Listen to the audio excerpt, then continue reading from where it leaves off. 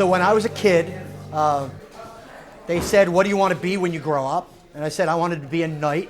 And they said, well, you can't do that. You'll have to do something else. So I said, all right, I'll go into archaeology, because I always had a thing about the past. And then as I started to grow up, I found out that, well, there were guys at Brown University fighting in armor. And I said, I'm going to do that too. And so I started, like I said, at 16 years old. And what am I now? I'm a professional knight. That's what I do for a living. I teach fighters for a living. I travel to events to fight. I get to travel overseas and fight in world championships. I've got world championship gold medals fighting as a knight. So to my guidance counselor, you were wrong. You can be a knight when you grow up. Where else can you hit someone in the head with an axe and not get arrested? It's great fun. Definitely not for everybody. But it's a sport that anyone can do at any age. I still fight. I'm 71 years old. I'm still out there in armor. We have kids in their early 20s. We have a ladies team. We have ladies teams. Although the women can choose to fight in the regular teams also, and a lot of them do. So part of it is an interest. I think we all grow up with an interest in knights and swords and axes, and here's a opportunity to actually wield them. It's weird. It's kind of like, yeah, you are kind of chasing like a childlike dream. Like, I know if you ever saw A Knight's Tale, like come from nothing and become a knight. It's kind of like that. You have that feeling of like, you know, you also feel a little superhero-ish. You feel like Iron Man. You start suiting up, you're putting letters, zip, zip, zip, strap, strap, strap. And you start walking around and you become a tank. You get onto the field and you're literally a tank versus other tanks. If all you want to do is fight, you got mixed martial arts, right? And if all you want to do is fight with a sword, there's fencing. You know, and there's also boxing and Muay Thai and kickboxing and jiu-jitsu and judo and wrestling and if you want to hit people, there's football, you know, and rugby and all that kind of stuff. But here, you get to wear medieval armor, and it's not like you're just wearing a protective suit. The fact that for some people, it's like going back to their ancestors and seeing what it was like for them. For some people, they want to step into Game of Thrones or Knights of the Round Table or I've done some Shakespeare plays, and I'd love to know what it really felt like to be at Agincourt with Henry V, you know? Some of us, most if not all of us, I think are geeks. You know, like we do love, like people who love Game of Thrones, who love Dungeons and Dragons or whatever those things are. I myself love medieval stuff. You know, people who love going to the Renaissance fairs and all that. It's just so much fun. I don't know, there's something in you that's gonna connect. Well, I've always been the one that stuck up against bullies. I was always the one standing for what I felt was right. I think that carries over a lot into this. It comes with a lot of strength and a lot of power, and I think that's very important for young women today, that they can see somebody with that power to step up and stand up for what they believe in. So I believe a lot in the chivalry that goes with it, so I carry that outside of the fighting as well.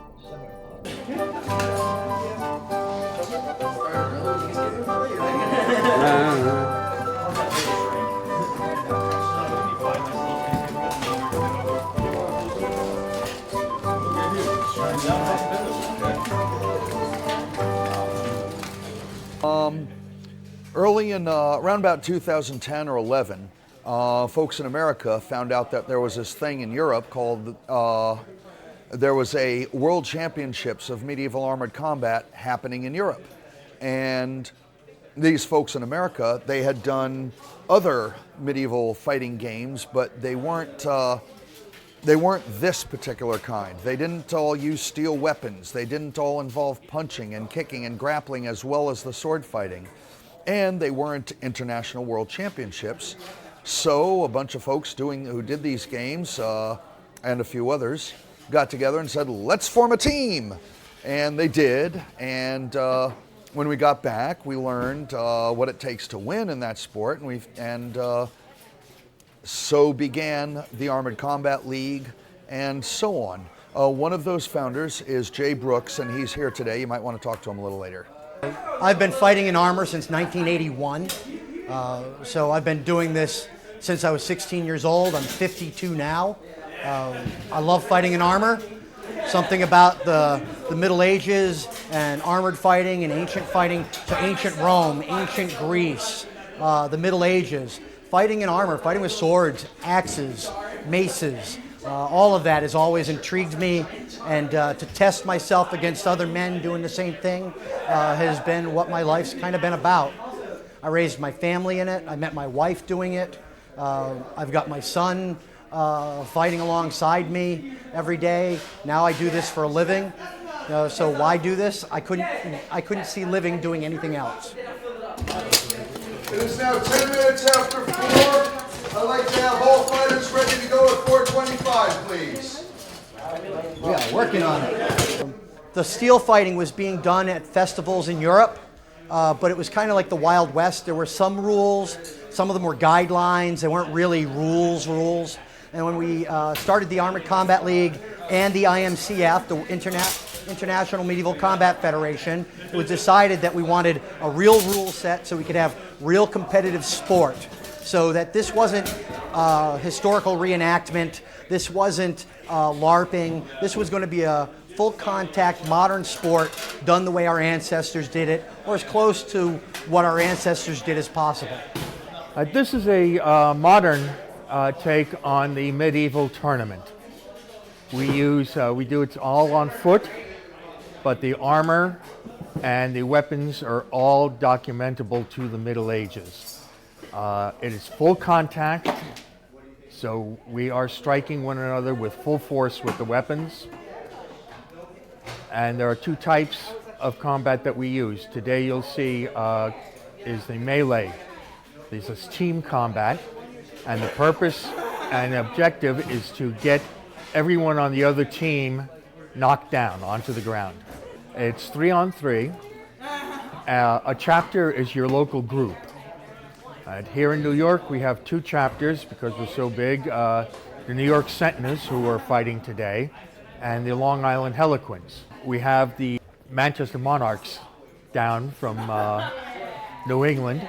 They're a New England group down there, and they happen to be the national melee champions in the ACL, Armored Combat League.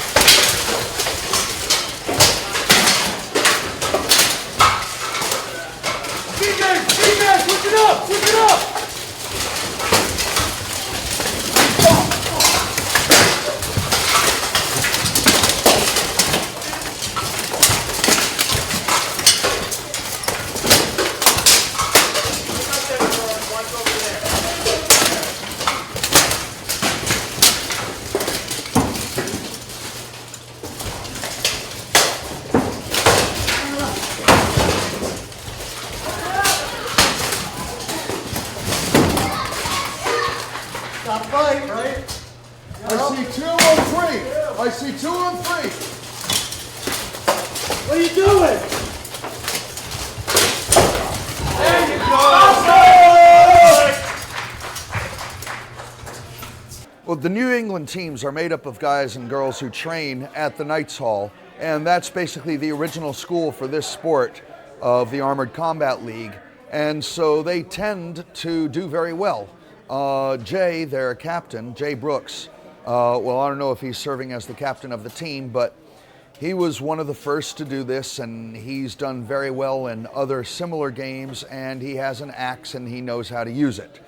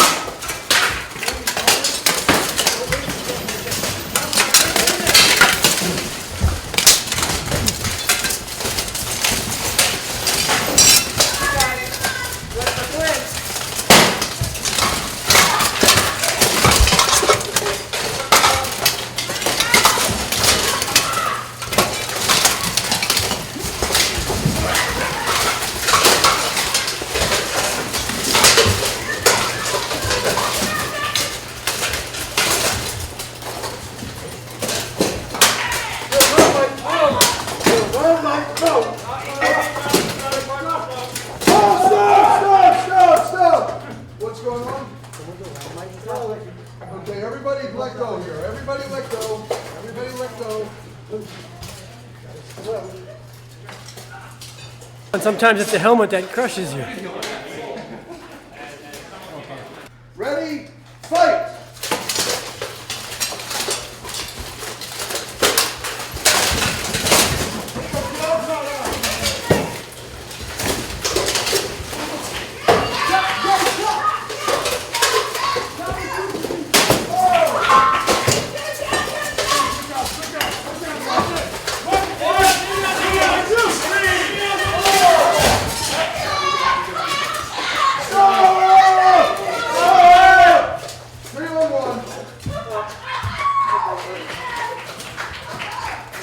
As I'm sure you heard, we have 3 versus 3, 5 versus 5, 10 versus 10, 15 versus 15. This is a little bit of the smaller versions of that, it's made so that all the chapters around the area have a better chance of fighting. And it's kind of like a good way for us to practice against one school to another until we get to like the regional conference events, where then they start pooling the best of the fighters from every chapter into regional teams. For example, our first swords team, which I'm also a part of, these chapter matches kind of help us determine fighters' abilities, who's kind of getting seeded a little bit. It's a good way to like review different people and see how they fight, how well they mesh well together as a team. And then we have regional commanders that pick and choose fighters from these chapters to create bigger teams to go internationally to fight like other regional teams and things like that.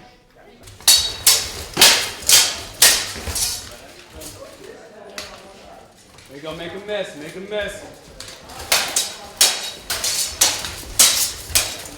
Swinging one, swing two. Never just throw one.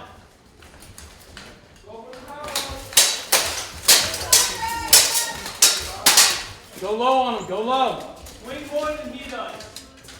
Keep swinging, keep swinging. There you go. You're getting close, you're swinging. As a woman, I am showing them how to do it. These guys, oh my goodness, we must love them. And they're so cute. They think they're really strong and muscular and buff and able to take on the world. They're right. But us women are rising up too. We're gonna get equal with them. Tonight I fought men for the first time. It was wicked awesome. I love it.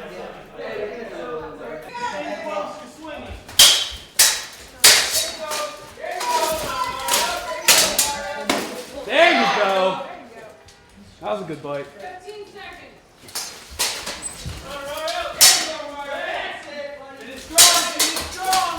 Go low on him, go low.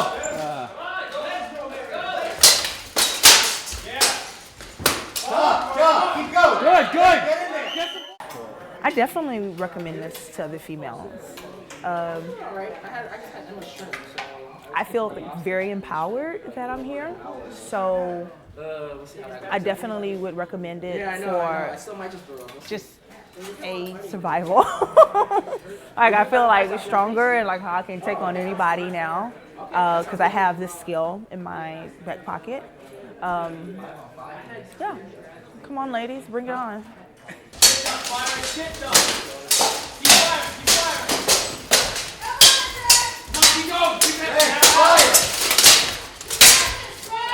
Back out and get your breath. Get your breath before you come back in. Now throw. There you go. Do it again. Keep throwing. Keep throwing. Get in there. Good. Keep that. There you go. Look how fire he is. There you go. Keep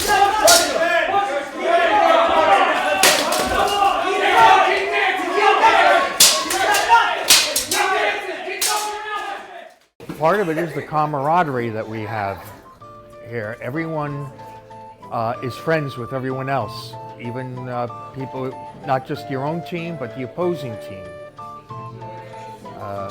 We out there, we're trying to hurt one another, we're trying to put them on the ground, although we don't want to injure one another.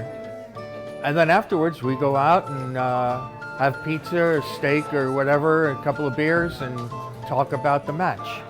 Really strong brotherhood into this. Even in your team, outside your team, everyone's really trying to help you out and make the sport kind of grow.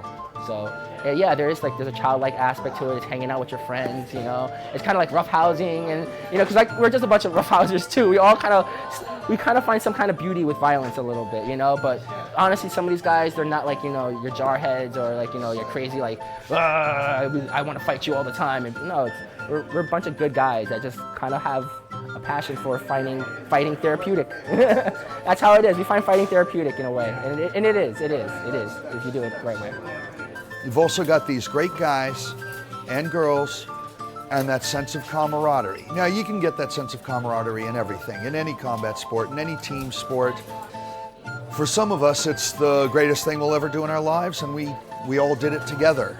It's a brotherhood. It's a place where people can come together. They can be family. There are guys on this other team, guys that I fought against. I love them. They're awesome. They're friends of mine. I was beating them out of them today. You know, and later we may go out and have a beer. So to see it from an outsider point of view, it seems very macho and intense, but in reality, it's very much like a big family, and we get along incredibly well. We're just trying to live the lives that we fantasized about as children, and we're able to do that. It's real, it's live here in the United States, it's live here around the world, and if you're interested in doing this, just come join us. We have people of all walks of life doing it, and we'd love to have you.